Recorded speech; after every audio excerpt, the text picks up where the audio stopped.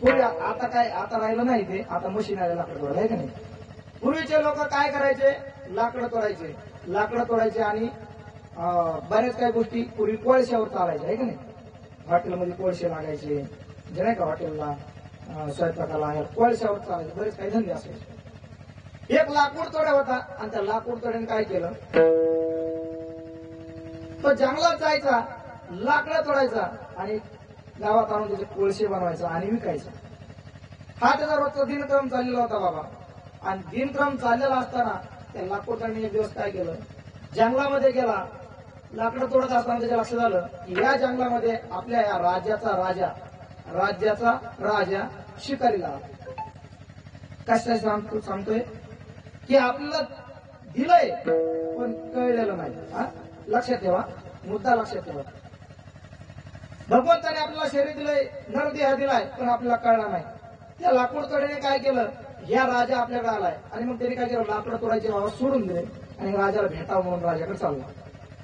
राजाकडे गेल्यानंतर राजाने बाण धरलेला आहे. राजा शिकार करण्यासाठी, शिकार राजाला दिसलेली, राजा शिकार म्हणजे बाण सोडणार, शिकार मारणार, तेवढ्यात काय केलं, त्या लाकूड तोड्याने राजाला ढकलून दिलं.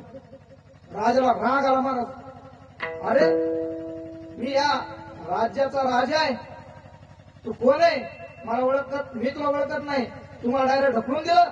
राजाला राग आला, महाराज राजाला राग आला. राग आल्यानंतर त्याने सांगितलं, राजेसाहेब तुम्हाला कोण ओळखत नाही, मायबाप तुम्हाला ओळखत नाही का, आम्ही ओळखतो ना, पण तुम्ही राजा आहात आणि लक्षात ठेवा तुम्ही आमचे मायबाप आहात. जर या राजा जर जिवंत नाही राहिला ना तर मग आमचं काय मायबाप. असं म्हणल्यानंतर राजा म्हणला, म्हणजे मला कळलं नाही. अहो म्हणला, तुमच्या पायापाशी खूप भयानक साप होता, हे बघा बघा मला साप निघून चालला. राजाला वाटलं, वा माझ्या याने उपकार केले, किती उपकार केले, माझा जीव वाचवला. सांग तुला काय करतोय. त्याने सांगितलं, माझा व्यवसाय महाराज. काय राजेसाहेब, मी रोज या जंगलामध्ये येतो, लाकडं तोडतो, याच्यापासून कोळशे बनवतो, गावात विकतो, 10-5 रुपये मला मिळतात आणि त्यावर माझा उदरनिर्वाह भागतो. राजाने काय केलं, त्या लाकूड तोडायला घेतलं आणि गेला कुठं, आपल्या राज्यात गेला. प्रधानाला सांगितलं, प्रधानजी आपल्या राज्यामध्ये आपल्याकडे चंदनाचा बाग किती आहे. तिने सांगितलं, महाराज 50 एकर चंदनाचा बाग आहे. किती, 50 एकर चंदनाचा बाग आहे. प्रधानजी आजपासून या लाकूड तोड्याला 5 एकर, किती एकर, 5 एकर चंदनाचा बाग देऊन टाका. किती, 5 एकर चंदनाचा बाग देऊन टाका. घेऊन टाका म्हणल्यानंतर तयार झाले. एकदा राजाचा ठसा घेतला, 5 एकर मोजून घेतली आणि हा निवांत जाऊन राहू लागला. कोण, लाकूड तोड्या राहू लागला. आणि राजा पुन्हा परत त्या जंगलामध्ये 2-4 वर्षानंतर गेला. 2-3 वर्षानंतर गेल्याच्या नंतर त्या राजाचं लक्षात आलं, आपण या जंगलामध्ये, या आपल्या राज्यामध्ये एक लाकूड तोडण्याने आपला जीव वाचवला होता. त्याच्यासाठी आपण काय केलं, तर 5 एकर जमीन चंदनाची त्याला दिली होती. चंदनाच्या झाडाची, चंदन विकायला आलेलं चंदनाचं झाड दिलं होतं 5 एकर. चला आपण त्याच्याकडे जाऊ, चहा पाणी घेऊ, नाश्ता करू, आराम करू आणि मग आपण घरी जाऊ. असं म्हणल्यानंतर तो राजा तिथं गेला. राजा गेल्यानंतर तो लाकूड तोड्या पळत आला. राजेसाहेब या या या या या आइये महाराज, विराजिये महाराज, या बसा म्हणल्यानंतर राजा आला, बसला. पाहतो तर काय, त्या लाकूड तोड्याची झोपडीच आणि चंदनाचा बाग सगळा त्याने जाळून टाकला होता. राख केली होती महाराज. काय केलं होतं, राख. राजाला खूप राग आला. राजाने काय केलं सांगितलं तुम्हाला. राजाने मारलं नाही त्याला. राजाने एक सांगितलं, हे बघ लाकूड तोड्या, तू काय केलं तुझ्या लक्षात नाही आलं. मी तुला किती एकर जमीन दिली होती.